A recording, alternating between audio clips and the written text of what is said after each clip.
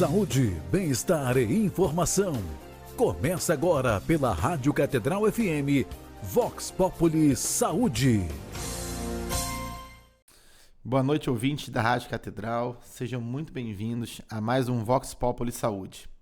Eu, como vocês já sabem, Almir Sabrosa, médico oftalmologista, e hoje vamos falar de uma glândula pequena no tamanho, mas imensa na importância, que é a glândula tireoide. E por que é tão importante falar sobre a glândula tireoide?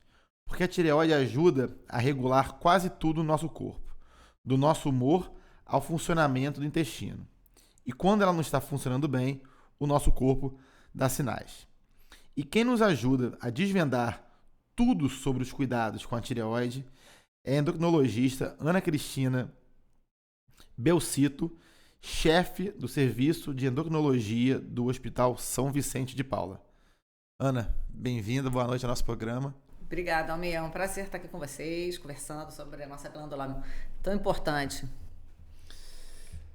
Lembrando que você quer participar com a gente, é só enviar as suas perguntas e mensagens pelo WhatsApp da Rádio Catedral no 3231 3567 ou pelas redes sociais da Rádio Catedral, pelo nosso YouTube, pela Web TV Redentor. Não deixem de participar. Ana, os nossos ouvintes, podem entender, estou saindo um pouco do meu lado médico aqui, estou como entrevistador. O que é a tireoide, e qual é a função dela no nosso corpo humano? A tireoide é uma glândula de mais ou menos 25 gramas, no formato de borboleta, e ela tem uma localização bem estratégica, bem central no nosso organismo. Ela fica na parte anterior do pescoço, mais ou menos abraçando a traqueia. É uma glândula que pode aumentar de tamanho conforme as patologias. Ela pode chegar até 60 gramas, 70, 80 gramas, quer dizer, ela pode, em situações patológicas, virar um bócio, um aumento importante, e pode até atrofiar, ficar menor que isso em situações de hipotireoidismo. Então, até um tamanho variável, antigamente a gente via aquele famoso bócio, que também pode ser por falta de iodo, que ficou uma coisa, foi uma coisa muito importante até para, em termos de saúde pública, passarem a iodar o sal. Então, a coisa do bócio, como se via isso antigamente em fotografias, em imagens de pintores famosos, aquela tireoide aumentada, aquele bócio, era bem uma coisa que a gente... Era bem interessante essa questão da saúde pública ter pensado nisso e passado a iodar em regiões que a gente não tem acesso ao mar. Em situações mais de interior, o sal é iodado e tem a quantidade suficiente de iodo para a população em geral não ter problemas de hipotireoidismo e bócio. Então, é uma glândula super importante que é comandada pelo TSH, que é um hormônio da hipófise, que é uma glândula que está na base do nosso crânio, que manda mensagem para todas as outras glândulas do corpo. Ela só dá as ordens e a tireoide recebe essa ordem da hipófise, através do TSH, e aumenta ou diminui a produção do hormônio T3 e T4. Então, essa é uma pergunta que eu ia te fazer, Esses hormônios são super importantes, produzidos pela tireoide, o T3 e T4. E para que eles servem? Então, a hipófise vai lá e manda a informação baseada numa percepção que ela tem do momento que a gente está.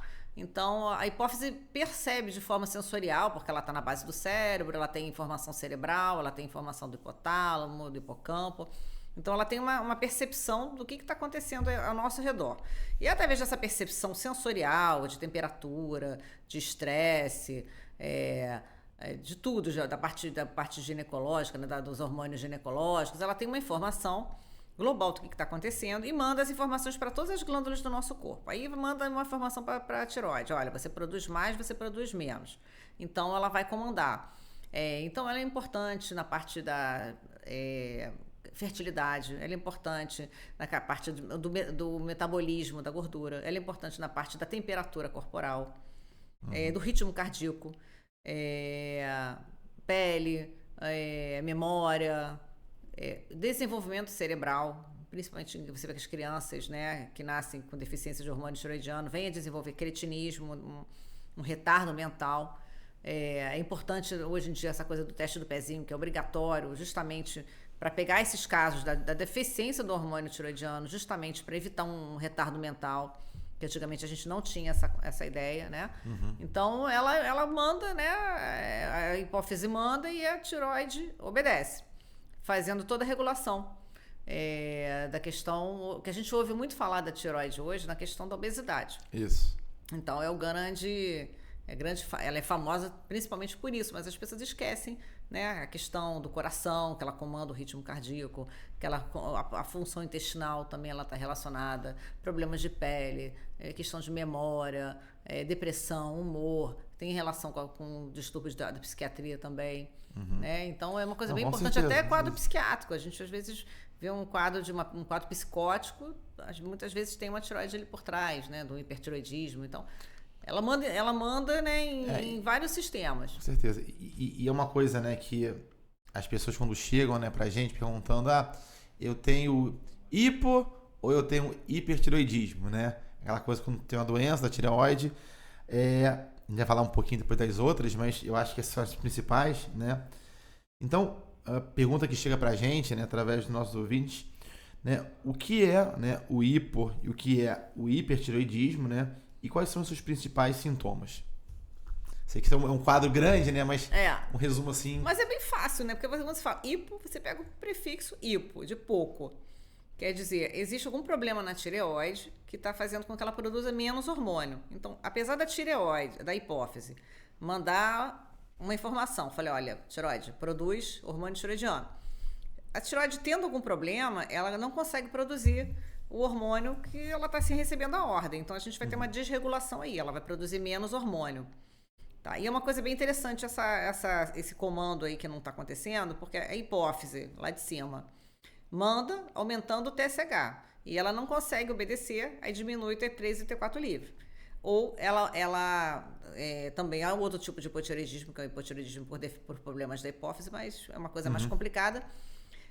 Ou então a hipófise manda informação, né? Falei, olha, diminui a produção do hormônio da tireoide. E ela não consegue, ela está autônoma, ela está atacada, né, por anticorpos, por doenças autoimunes que ela produz sem obedecer esse comando. Então, essa questão do hipo, muitas vezes, é uma agressão da tireoide, né, que ela não consegue produzir hormônio, ou o hipertireoidismo, ela produz demais, justamente também por um estímulo excessivo vindo de fora, né, atacando a tireoide, que ela produz demais sozinha, né? São problemas específicos da glândula mesmo, né, que produzem de forma autônoma, sem comando. Que é impressionante, né, como é que é uma glândula que... Acho que hoje em dia não mais, né? Porque a informação cada vez mais chegando para todo mundo. Mas como é que a gente, né? Até na oftalmologia, muitas vezes a gente se depara, né? Em casos... Você vê os casos do que acontece no hipertireoidismo. Exatamente. Que é justamente essa função enlouquecida da tireoide. Ela produz excessivamente hormônio, sem ordem de ninguém está mandando ela produzir, mas ela, uma questão de estímulo excessivo, né? Geralmente, em geral, autoimune, mas também pode ter outras causas, né? Ela produz muito, pode ter até vírus também, né? Uma tireoidite, então ela produz excesso de hormônios.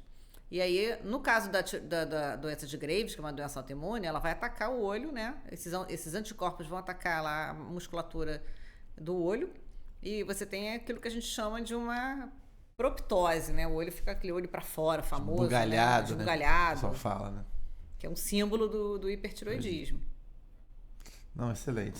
E, na verdade, faz parte, né, da anamnese, né, de todo médico, né, perguntar como é que está a saúde da... Sim, se você tem algum problema na família, você tem alguém na família com algum problema de tireoide, porque as doenças da tireoide são muito mais frequentes em mulheres, né, uma estatística de 5:1. Além disso, tem um fortíssimo componente genético. E, assim, é frequente você ver também genético e hereditário. Então, você vê frequentemente pessoas da família terem, né, também alguma coisa na tireoide. Uma pessoa tem hiper, mas a mãe tem nódulo, a mãe tem câncer de tireoide. Então, muitas vezes, essas são mutações cromossomiais, né? Não, às vezes não é só da tireoide, às vezes a pessoa também tem diabetes junto, quer dizer, são alterações de braços cromossômicos aí que você vai ver uma série de alterações, né, que cursam com outras doenças também endocrinológicas. Mas o da tireoide é muito interessante, a história familiar. É bem marcada, bem marcada. A tia tem, a mãe tem, a prima tem, a irmã tem. Então você vê às vezes uma história familiar amplíssima de todo mundo ter algum comprometimento. Não exatamente a mesma doença. Né? Cada um recebe um pacotinho. Um é o IP, outro é o IPO, outro é o nódulo, outro é, né? Maravilha. Eu estou conversando aqui com a doutora Ana Cristina Belcito, que ela é chefe do serviço de endocrinologia do Hospital São Vicente de Paula. A gente vai para um intervalinho rapidinho e estamos voltando já já. Você está ouvindo Vox Populi Saúde. Estamos de volta com o nosso Vox Populi Saúde. E se você chegou agora, o assunto de hoje é a saúde da tireoide. Quem conversa conosco sobre esse tema é a doutora Ana Cristina Belcito, chefe do serviço de endocrinologia do Hospital São Vicente de Paula. A gente estava aqui nos bastidores antes conversando, bastante... Eu tirando minhas dúvidas, mesmo como médico oftalmologista. Ana, são diversas perguntas aqui, mas acho que uma a gente não pode deixar de falar, que são os nódulos da tireoide, né? Tem pessoas que às vezes tocando acham que tem uma coisa diferente no pescoço, né? Aqui na região onde fica a tireoide, acha que está estranho. O que são esses nódulos? Esses nódulos são perigosos, né? E o que a gente deve fazer? Obviamente é procurar um especialista, sim, mas o que são esses nódulos e qual o grande perigo deles? Então, essa é uma questão bem importante, né? Hoje em dia, a gente pede com muita frequência ao hospital, de forma geral, né, ultrassom, coisa que não tinha antigamente. A gente não tinha um acesso como tem hoje. Os métodos diagnósticos são muito mais baratos e a gente consegue fazer amplamente, né, como exame de rotina. Então, a partir do momento que vários médicos começaram a pedir de check-up, o clínico, o ginecologista, principalmente o ginecologista, né, que é o médico da mulher que faz o check-up, você vê que tem mulheres que só vão no ginecologista, que ele avalia tudo, ele avalia a parte de bioquímica, é o grande médico hoje, né? O comandante, impressionante, né? Menos urologista, enfim. Então, o clínico também, né? Então, o grande approach hoje que você tem, realmente, incrível, realmente é o ginecologista que encaminha muito pra gente, e a gente também, às vezes o paciente vem para parte de obesidade, a gente acaba detectando alterações da tireoide, na palpação, aí a gente pede. Então, hoje se pede muito mais exame. Com isso, naturalmente, você vai diagnosticar com mais frequência nódulos, né? Muitas vezes eles não são palpáveis, na grande maioria das vezes, e às vezes já são palpáveis, né? Que a pessoa pode vir a perceber em casa e chega para o médico e fala, doutor, senti alguma coisa aqui no pescoço e tal, aí se pede ultrassom e confirma. Aí, justamente para não haver uma conduta muito bagunçada, de cada um fazer o que quer, tipo, um acha que tem que fazer uma coisa, outro acha que tem que fazer punção, outro acha que não tem que fazer nada, se instituiu condutas pormenorizadas. Então, o nódulo vai ter as características. Essas características já foram amplamente estudadas, foram discutidas em consensos, foram largamente discutidas, né? E aí tem os consensos do que vai fazer com cada situação. Então, os nódulos têm as características, e aí a gente vai adotar as medidas conforme essas características. Claro que você pode fazer alguma coisa que não esteja dentro desse protocolo, mas de forma geral a gente tenta fazer isso para ajudar o próprio paciente a não ficar preocupado e o paciente não ficar ali, né, angustiado com as diferentes condutas. Então, se instigou uma série de condutas conforme as características, do tamanho do nódulo, da vascularização, se tem calcificação, principalmente o tamanho, né? O tamanho do nódulo, que é uma característica bem importante. Se cresceu rápido ou não, né? Então você vai perceber. E geralmente o que você faz é nada.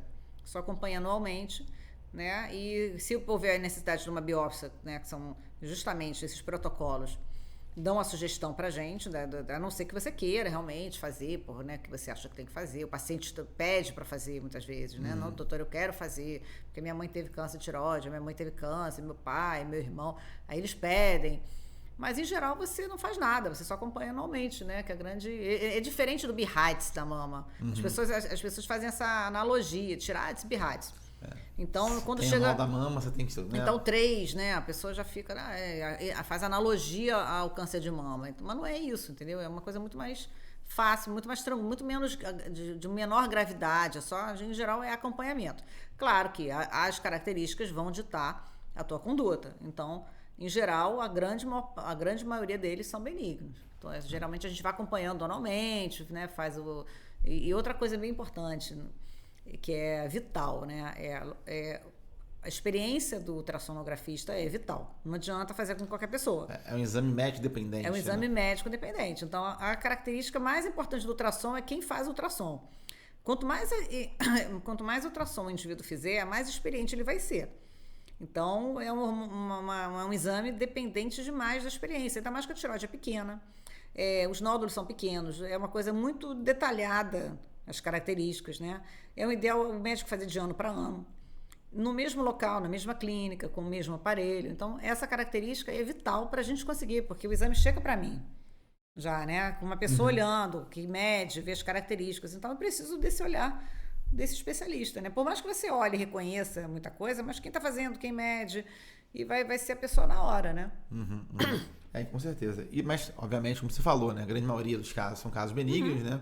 Existem, sim, os casos, né, Maria? Casos... Esses casos são bem marcados, não vai ter... São bem floridos, geralmente, né? Assim, o nódulo do mal é o nódulo que você logo vê que é o nódulo do mal. Ele tem características do mal mesmo, que a gente chama entre aspas, né? É uma brincadeira que a gente faz, porque a gente sabe que ele vai ter características esquisitas ali, que fica todo mundo de olho ligado.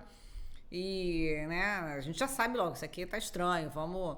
E às vezes é um nódulo com uma característica estranha, mas ele é tão pequeno que você opta para só acompanhar. Porque o fato de você tirar um nódulo desse vai dar mais problema do que o próprio nódulo para a paciente. A paciente vai ter que se submeter a uma cirurgia, vai tirar um pedaço da glândula. Então, às vezes, é melhor ficar olhando, ver se ele vai crescer ou não, para tomar uma atitude, do que uma conduta mais agressiva. Maravilha. Agora, como a gente falou, né? A questão da tireoide tem muita relação, né, com o sexo feminino, né? Com as afecções, né? Da tireoide, o sexo feminino, infelizmente, é mais acometido. E aí, diversos problemas podem causar, né? Então, a pergunta que é aqui, a queda de cabelo pode ser um sinal de problema na tireoide ou como diferenciar de uma queda de um cabelo comum? Uma pergunta clássica, né? Então, é uma pergunta clássica e é uma pergunta dificílima de responder, porque... Em geral, para você ter um quadro de queda de cabelo, o indivíduo tem que ter uma disfunção hormonal gravíssima, já alta, em geral, né? Causa de queda de cabelo são 500 mil, né? A própria menopausa, deficiências nutricionais, questões vitamínicas, produtos de química que a pessoa está usando, de cabelo, a grande causa é local, né? O shampoo que aumentou a oleosidade, o creme rinse, enfim. São 500 mil causas, né? A tireoide é que menos dá problema no cabelo. É a coisa mais inocente de tireoide em relação a isso. Porque para você ter um grau de queda de cabelo importante, muitas vezes você tem que estar com uma variação hormonal já bastante importante. E aí outros sintomas vão estar aparecendo, sim, com certeza. Já é uma coisa... Vai haver outras coisas junto. Que é a minha pergunta, né? A questão da fadiga, né? Sim. Do paciente... Que é uma queixa complexa, né? Hoje está cansado hoje em dia pelo quê? Tá com depressão, todo mundo tá cansado, né? Você está cansado. Sono hora de ruim. trabalho, sono ruim, né? Então, mas... É a clínica, né? A clínica soberana, né? De você poder... É um sintoma, né? No meio de um monte de sintomas. Fadiga hoje é a queixa mais frequente que a gente tem no nosso dia a dia, né? Por quê? Porque tem uma série de coisas que causam fadiga. O homem moderno está cansado, tem muito estresse, tem muita cobrança, dorme mal. As demandas são muito maiores hoje, né? As questões... O dia a dia está mais corrido, o indivíduo come pior, ele não tem o tempo de fazer um horário de refeição, ter uma vida tranquila. As demandas da vida moderna são muito grandes, então o indivíduo está sempre cansado. Então a coisa mais frequente que a gente tem hoje é a astenia, né? Cansaço, fadiga crônica. E a tireoide é o que eu menos acho, tá? Para falar, é raríssimo eu achar. Em geral, eu vejo que é a obesidade, ou dormir mal, a apneia do sono. Dormir mal é a principal queixa que eu vejo, e a má alimentação, pobre em proteína, né, pobre em vitaminas, que faz essa depressão nutricional. E isso tem a ver também um pouco, né, desses sintomas, né, com a questão do sentir o frio excessivo, né? Sim. Ou calor, né? Por excesso de alguma disfunção tiroidiana, né? Na verdade, é isso tudo que a gente está falando, né? Isso vem junto com tudo isso, né? Com Sim. Cansaço, né? Alteração da pele, muitas Sim. vezes, né? Como eu te falei, hoje, pela frequência que você tem as pessoas em geral vão uma vez por ano e habitualmente, pelo barateamento dos exames, né, se faz com mais frequência exame. Então, o TSH e o T4 livre estão no SUS também. É raro uma pessoa não ir durante um ano no médico. Não é claro que a pessoa pode ficar, na época da pandemia, você vê gente que não foi ao médico nesse período. Achei um monte de coisa que as pessoas ficaram bem doentes mesmo, porque ficaram 2, 3 anos sem comparecer. Mas na vida prática, as pessoas costumam uma vez por ano ir em algum profissional que vai pedir esses exames, até pela facilidade hoje, pelo barateamento do exame, né? Aí você acha, mas é difícil achar hoje na vida prática, né, no dia a dia, um quadro clássico, é raríssimo. Talvez eu veja isso no interior, que as pessoas têm menos acesso, né? Em situações realmente específicas, mas não é uma coisa... Outra causa que é uma coisa que pode acontecer, algumas medicações darem hipotiroidismo. Sim, importante falar sobre isso. Então, por exemplo, o lítio, por exemplo, é uma medicação para depressão que pode dar hipotiroidismo. Só que é um quadro mais, né? Um quadro mais, às vezes acontece abruptamente. Outra coisa, o Ancoron. Toma um remédio e logo depois... O Ancoron é um remédio que a gente tem bastante problema com tireoide, muito frequentemente, tá? É um dia a dia que a gente tem aí de susto com o Ancoron, porque às vezes a pessoa está tomando 2, 3 meses e, bum, vem um problema da tireoide. O lítio é a mesma coisa. O lítio é um pouquinho mais devagar, tá? Mas algumas pessoas podem estimular a produção de anticorpos estimulados pelo Ancoron, por exemplo. Ele pode mexer com essa cascata imune aí da tireoide e desencadear anticorpos contra a tireoide. E isso aí dá um problema realmente de uma arritmia, um hipotiroidismo rápido. Então, você vê em pouco tempo o paciente abrir um quadro desse, que aí vai ver, tem sempre um Ancoron envolvido, né? Que é um remédio maravilhoso, salva vidas, é um remédio super importante, tá? Que às vezes não dá para você tirar, mas existe muita atenção por parte do médico que está acompanhando esse paciente. Então, né? Para poder estar regulando e impedindo, né, essa questão. Tanto para arritmia, sim, quanto para a parte do hipotiroidismo. Ele pode causar as duas coisas. E a gente é chamado com frequência para avaliar paciente que você leva um susto. O paciente está fazendo flutter. Por causa dessa questão aí do uso do estímulo, do hipertiroidismo rápido, e altera o ritmo cardíaco, porque uma das grandes funções da tireoide é regular a questão da parte cardíaca, né? Do ritmo cardíaco. Então, tanto o hipo está ali relacionado a uma baradicardia importante, quanto o hiper a uma arritmia, um flutter, né? Uma fibrilação atrial. Excelente. Estou conversando com a Ana Cristina Belcito, que é chefe do serviço de endocrinologia do Hospital da São Vicente de Paula. A gente está falando hoje sobre a tireoide. Aqui são diversas perguntas. Essa glândula tão importante, né? Que influencia em tudo, como a gente vem falando aqui. Pode influenciar também, né, Ana, na questão do humor, né? Causando também essa questão do paciente estar mais ansioso. Sim. Ou o paciente estar mais deprimido. Depressão hoje em dia é um problema. Então, isso aí é uma coisa interessantíssima também. No nosso dia a dia aqui que a gente vê, paciente encaminhado pelo psiquiatra, que eu acho muito bacana. O psiquiatra também é uma pessoa que checa bastante os pacientes.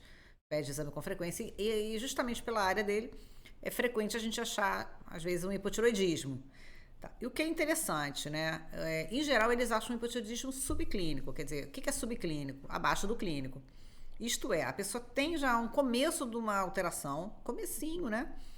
Mas ainda não tem aquela alteração ainda voluptuosa, né? Aquela coisa assim, aquela alteração que aparece. Então, é uma coisa bem sutil. O hormônio está um pouquinho alterado, mas é uma coisa bem sutil. E, às vezes, não tem indicação de você tratar, porque é muito sutil. Então, é uma questão, às vezes, complexa para isso, porque, às vezes, o paciente pode estar piorando do quadro da depressão e o psiquiatra fica preocupado. Será que é da tireoide? Em geral, não é, porque, às vezes, a gente até aumenta um pouco o remédio e, geralmente, o quadro não muda, tá? Às vezes pode ser da medicação, do lítio, por exemplo. Às vezes pode ser de família, as pessoas têm hipotiroidismo familiar. Mas é uma coisa que a gente percebe, essa angústia dessa pequena variação, que é o subclínico, que muitas vezes você não faz nada e não é causa de nada. Ele simplesmente vai dar, né, uma coisa... E muito raramente, na prática, a gente percebe uma grande variação. Trabalhos científicos que têm mostrado aí que não é frequente essa pequena variação hormonal causar um quadro de depressão.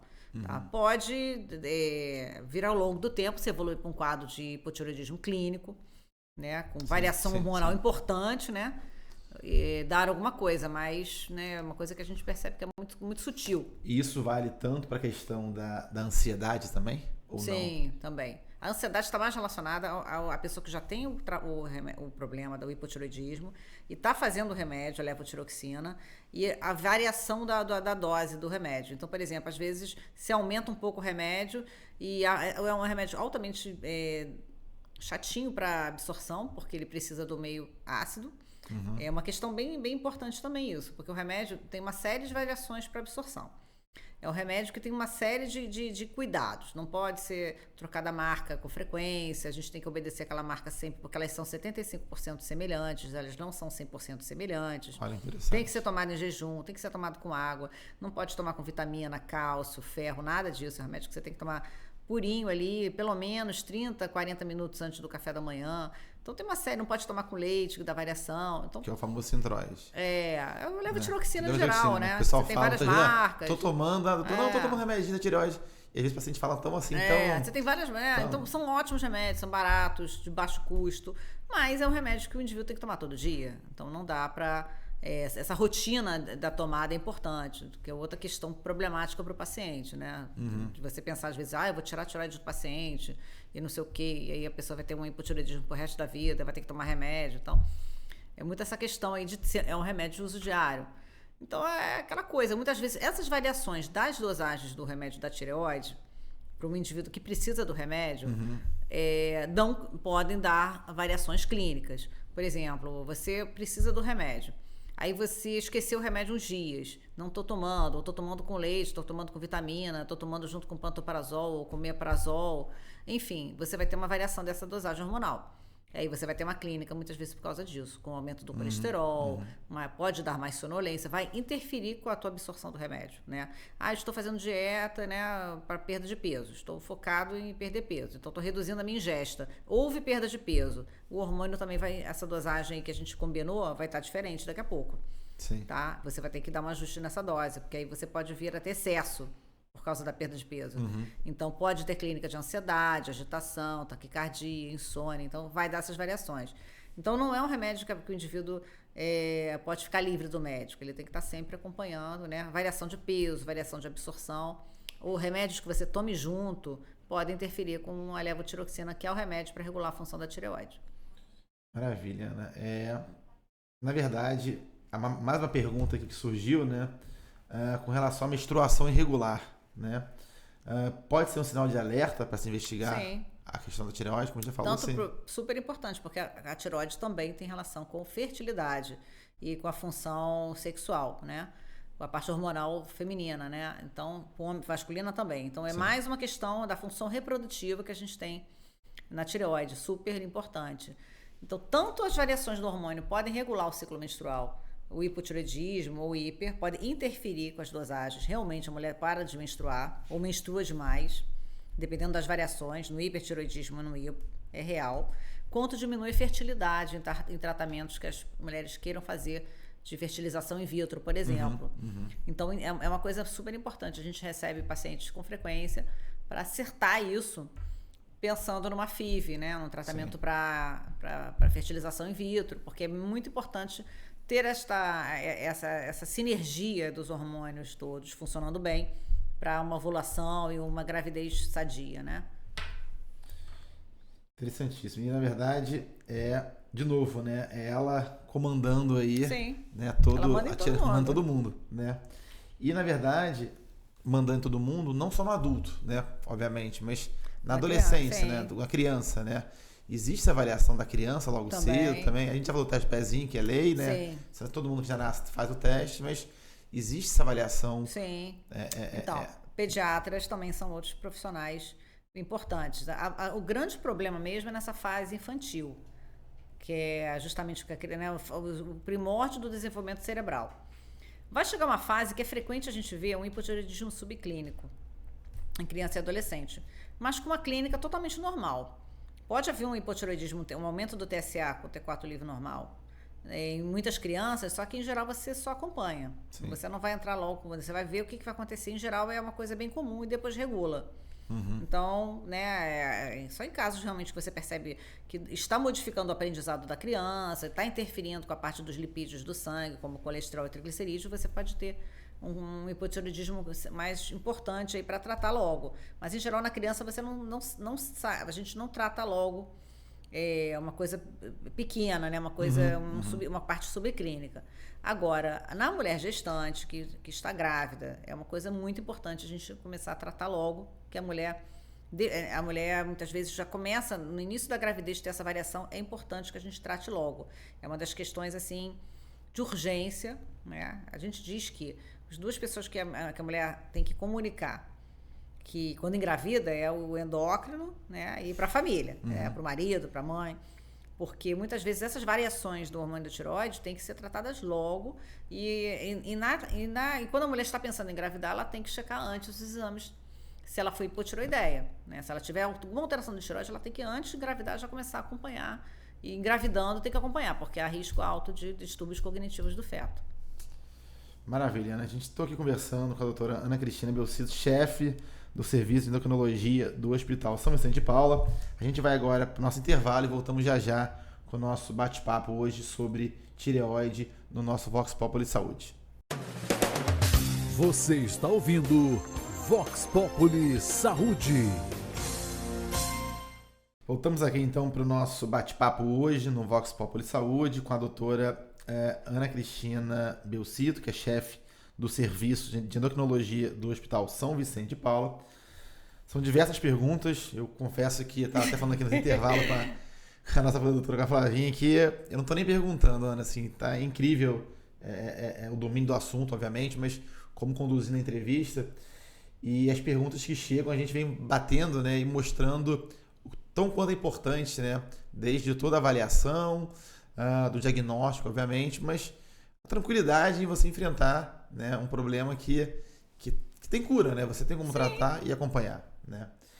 E aí uma pergunta que a gente vem falando, a gente falou do adolescente, da criança, adolescente, estamos falando muito das mulheres, mas os idosos, né? Os idosos também podem ser afetados por problema da tireoide, geralmente mais quando estão com a questão medicamentosa, como a gente já falou, na questão, né, do antidepressivo, com remédio de coração, mas é nessa fase que tem um problema do idoso ou não? Sim, também um outro capítulo aí importante no nosso dia a dia do endocrinologista, porque o idoso hoje é a maior parte dos nossos atendimentos de rotina no consultório. Então, a população, graças a Deus, pelos nossos acessos hoje aos meios diagnósticos, de tratamento, medicação, o idoso hoje vive muito mais. Então, naturalmente, a doença tiroidiana, né, também tem a ver com o envelhecimento. Então, a tiroide também vai envelhecer junto com o indivíduo. Naturalmente, você vai pegar uma incidência aumentada de hipotiroidismo. O hiper não é tão frequente, mas também a gente também encontra, né, o hipotiroidismo, o hipertiroidismo mais comum é o subclínico também. Certo. E tem muita relação com medicação também, né? Com outras questões medicamentosas e genéticas também, características, né, do indivíduo, mas o mais frequente é o hipotiroidismo, porque faz parte também do envelhecimento. E a questão de tratar o hipotiroidismo no idoso é muito mais um cuidado de você realmente ver se o idoso tem essa indicação de você tratar. Muitas vezes não se trata, só se acompanha. Existe um critério que eles botaram um número de 10, por exemplo, que seria um número para saber se a partir daquele valor de um TSH a gente vai ter realmente necessidade. Então 10 ficou como sendo um marco no idoso para a gente tratar ou não. Se houver fator de risco importante para tratar esse paciente, se houver outras comorbidades que peçam que esse paciente inicie o tratamento antes, a gente começa. Mas, em geral, é uma coisa muito mais tranquila, a gente é muito mais permissivo com o hipotiroidismo no idoso. Já o hiper, a gente já não é tão permissivo, né? Alguns idosos abrem um quadro de hipertiroidismo, às vezes a gente tem uma certa dificuldade, às vezes não é autoimune, às vezes é medicação, enfim, às vezes uma tiroidite, a gente às vezes não sabe bem por quê, né, que o idoso abre um quadro, uma doença de Graves no idoso. São quadros com sintomatologia muito mais branda, não é a mesma sintomatologia das outras fases da vida, parece que é uma coisa mais... E muitas vezes o idoso até tem algumas alterações comportamentais, ele pode até deprimir, mesmo no hipertiroidismo subclínico, pode ter algumas alterações de sono, agitação e perda de massa óssea, uma piora da massa óssea também no hipertiroidismo do adulto. Então, o hipertiroidismo do adulto, pelas questões de alterações cardíacas, de mexer com a função cardíaca do paciente, a gente trata também de forma mais rápida, né? É uma coisa importante para a gente ter esse cuidado no hipertiroidismo do adulto e do idoso, né? Do idoso, mesmo quando é um nível subclínico. A gente tem um certo cuidado maior por outras questões que possam estar associadas, né, principalmente da parte cardiovascular e perda de massa óssea e muscular. Diferente do hipotireoidismo, que a gente já é mais condescendente com essas questões aí, porque faz parte do envelhecimento. Então, é frequente a gente receber pacientes idosos com hipotireoidismo subclínico e a gente não vai fazer nada. Só acompanhar. Só ficar de olho. Excelente. Para quem está chegando agora aqui, a gente está falando hoje sobre as doenças da tireoide, todo o cuidado, né? E aí, Ana, de repente alguém que está ouvindo agora, que entrou que ligou o rádio agora, a gente falou um pouquinho no começo, mas eu queria que você falasse para a gente, né? A diferença, a gente vai falar um pouquinho nessa parte do programa agora, sobre os exames, né? Qual é a diferença, né, entre o T3, o T4 e o TSH nesses exames laboratoriais, né? Os pacientes, às vezes, o médico pede, não explica, né? E o paciente olha, o que é esse T3, o que é esse T4? O que você falou assim no começo, um pouquinho de novo sobre isso? É uma coisa assim, eu vejo no dia a dia que as pessoas pedem um monte de exames que não tem necessidade de você, porque nem o médico que pediu sabe muitas vezes avaliar aquilo, tá? Então, na prática, o TSH é o que vem para reger a função da tireoide, que é o manda-chuva, né? O TSH. Ele vem produzido pela hipófise. É ele que vai dar as ordens. Faz assim, faz assado, tal. É o hormônio que comanda a tireoide. Vem da hipófise. Aí, quando ele chega na tireoide, aí vai estimular a produção do T3 e do T4 livre, do T4.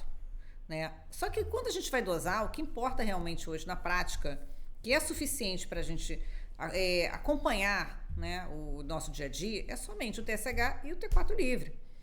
O T3, a gente, em situações de hipertireoidismo, de uma causa, às vezes, no T4 livre normal, mas que é uma coisa rara, a gente até pede o T3, mas em alguns casos de hipertireoidismo, né, que a gente até pode pedir o T3 para acompanhar, mas não é uma coisa, não é um hormônio que vai, né, ser o mais importante para dar um diagnóstico na nossa clínica diária. Os mais importantes são o T4 livre e o TSH. Eu vejo um monte de pedido de T3 reverso, que eu não vejo, que o pessoal não sei nem para que serve aquilo que eles pedem. Porque não tem indicação de nada, né? T3 livre, T3 reverso. Eu falei, gente, mas por que a pessoa pediu isso? E muitas vezes nem sabe, não tem nem especialidade para isso. O combo, né, do papel ali do receituário. É uma coisa, né, assim, complexa de entender, né, por que a pessoa pede aquilo que gasta uma fortuna do plano de saúde. Com certeza. De exames, né, e aumenta o nosso custo do plano de saúde por causa de coisas que a gente não sabe nem para que serve, né. E aí nessa partida, né, com a alteração de hormônio tiroidiano, o ultrassom ele é indicado quando, né, quando geralmente você tem um aumento da tireoide, você tem uma dúvida, ele entra junto com a cintilografia. A cintilografia a gente pede em casos específicos para diagnosticar a possível causa do hipertireoidismo. É uma grande ajuda a cintilografia ainda. Em causas de nódulos autônomos. Então, é um exame específico num caso X, né, que a gente vai usar. Não é para ficar pedindo toda hora a cintilografia. Então, é mais para o hipertireoidismo e para o nódulo autônomo. Ultrassom é uma coisa muito complicada. A gente percebe que quando a gente examina o paciente, né, se a gente percebe um aumento da tireoide, alguma alteração da tireoide na nossa palpação, a gente vai pedir o exame. Só que a questão toda hoje é que a facilidade do acesso ao exame, né, o paciente quando vem com o exame, ele já vem com os exames todos, ultrassom de tireoide, abdômen, mama, transvaginal, próstata. É o combo, né? Combo de exames que se habituou a fazer, mesmo como se fosse um exame de rotina. Então, em geral, as pessoas já chegam para mim com os exames. Na prática, você vai pedir quando você percebe alguma alteração. Ou porque o exame de sangue tem alguma variação, você percebe no exame de sangue uma alteração do hormônio, aí você vai pedir, né? Ou, clinicamente, o paciente tem alguma alteração de uma taquicardia, uma hipotensão.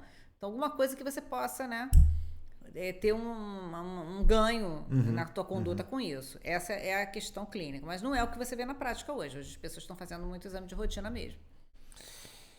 E naquelas fases mais avançadas que a gente viu, o paciente tem um problema, vai ter que submeter uma cirurgia, né? A gente falou que ela não é tão comum, né? A cirurgia em si, não chega nesse final, né? A gente tem como, né, o controle, tem como uma avaliação, né? Então, você vai operar quando for a indicação. Né? Então, aí é uma questão... O paciente tem, às vezes, né, uma tireoide muito grande. É um bócio importante, uma alteração, né, de aumento da tireoide global. E aqui a gente visivelmente vê que a pessoa tem. Mas aquilo ali, né, você pergunta, é uma tireoide, né, realmente visível. Mas às vezes a pessoa não quer operar. Né? Às vezes, né, eu falei, olha, é cirúrgico, você está desviando. Quais seriam as indicações para você operar? Quando essa tireoide é tão volumosa que atrapalha a pessoa engolir, né? Respirar até mesmo. E, quer dizer, uma coisa esteticamente, né? Esteticamente, seriam as indicações cirúrgicas de uma tireoide volumosa. Às vezes um nódulo muito grande que está desviando traqueia. Também é uma indicação, que está dentro do mediastino. Às vezes a tireoide é tão grande que ela está para dentro do tórax. Mas, incrivelmente, às vezes a clínica não tem. Às vezes a questão, né, a pessoa não tem uma clínica importante para essa queixa. Mas vai dar problemas ao longo dos anos. Essa repercussão vai dar problema no mediastino, vai aumentar a incidência de outras complicações. Mas às vezes é uma coisa complexa que o paciente às vezes não vê necessidade de operar, né, não quer operar, tem medo de operar. Mas o morso volumoso é uma indicação também, né? Desviando traqueia, pode atrapalhar a parte ventilatória também. Antes da gente terminar o programa, né? Estamos infelizmente chegando quase no finalzinho do nosso programa. Infelizmente, uma pergunta aqui, né? E quem teve um câncer de tireoide, consegue ter uma vida normal? Totalmente normal. Porque a maioria dos cânceres de tireoide são cânceres de ótimo prognóstico. Então, muitas vezes a pessoa tira a lesão, muitas vezes não se precisa fazer nada além disso. Às vezes você só tira uma parte da tireoide, a outra fica. Em muitos casos você não tem nem necessidade de tirar a tireoide inteira. Hoje em dia eles fazem cirurgias só tirando o nódulo, né? Se for uma lesão um pouquinho, né, na peça cirúrgica, for uma lesão um pouquinho mais invasiva, ou muito mais invasiva, você faz o iodo radioativo, você tem ótimas respostas com iodo. Como monitorar isso é muito fácil, né? Justamente pelos ultrassom, um exame maravilhoso para monitorar recidivas das lesões, né? E pelo exame de sangue também, a tiroglobulina. Então o prognóstico é excelente. Há casos que não são tão fáceis, né? Há algumas, mas é uma minoria. Há casos realmente são mais agressivos, são casos que são indicados muitas vezes por INCA, para serviços de oncologia, com tratamentos mais específicos hoje, que são as células-alvo, para terapia-alvo, contra as células específicas do tumor. Então, há tumores que não são tão fáceis de você... mas eles já, em geral, abrem o quadro com uma gravidade. É uma coisa bem interessante. Você logo vê que são lesões bem mais agressivas de abertura. Não é um tumor tão banal, como a gente vê na maior parte dos casos, né? São tumores que se abrem de uma forma bem mais agressiva. Então, esses casos, geralmente, você hoje também tem tratamentos mais avançados, acompanhando os outros tipos de câncer também da população. Então, as mesmas terapias hoje, muitas vezes, você usa para vários tipos de câncer, você usa também para os tipos de câncer da tireoide. Então, hoje é uma coisa bem tratável. Ana, eu quero te agradecer aqui essa participação no nosso programa de hoje, no nosso Vox Populi Saúde. Eu quero lembrar, né, que eu estou conversando com a doutora Ana Cristina Belcito, endocrinologista, chefe de serviço de endocrinologia do Hospital São Vicente de Paula. Com certeza a gente pode marcar, né, Flávia, um retorno para a gente poder falar de diabetes, falar sobre um monte de coisa ainda. Eu queria que você fizesse suas considerações finais, deixasse aqui as suas redes sociais, o contato, caso alguém queira te contactar, ter uma consulta, enfim, te procurar, por favor. Eu trabalho no Hospital São Vicente de Paulo, é fácil acesso ao hospital, e trabalho no meu consultório. O meu Instagram, doutora Ana Cristina Belcito, qualquer dúvida, ou e-mail anabelcito@gmail.com. Estou sempre à disposição para qualquer coisa que vocês precisarem. Obrigado, Ana. Amigos ouvintes, uma boa noite para todo mundo. Até semana que vem com o nosso Vox Populi Saúde. Saúde, bem-estar e informação. Você acabou de ouvir Vox Populi Saúde.